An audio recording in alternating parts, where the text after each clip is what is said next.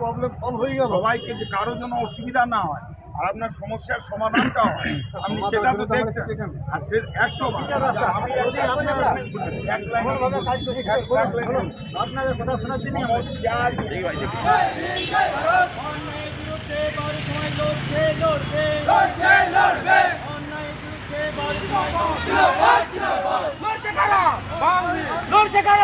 আমাদের বারাবণীতে এসসি আর এসটি যখন তখন আমাদের ওসি ধমকি এবং থানাতে অ্যারেস্ট করে দিয়েছে।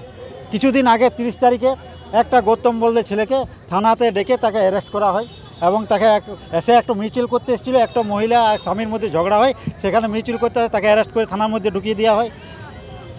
আগামীকাল বালি এবং কয়লা যে রাস্তায় চলছে সেই রাস্তাতে আমাদের ছেলেদের সেই রাস্তাতে ছেলেরা আমাদের হাঁটাহাঁটি করে, আমাদের স্কুলের ছেলেমেয়েরা যাতায়াত করে।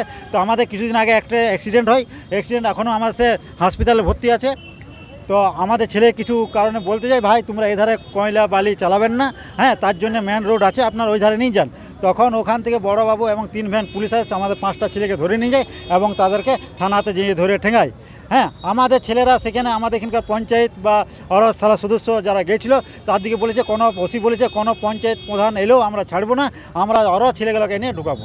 5টা ছেলে তুলে নিয়ে গেছে। কাল আমরা থানা গিয়েছিলাম ছেলেদেরকে ছাড়ার জন্যে। কাল বড়বাবু খুব আমাদের সাথে অত্যাচার করেছে। কি বলছে? বলছে যা করবার আছে করে নেন, আমরা কিছু নিয়ে এসছি, ছাড়বো না। শুনে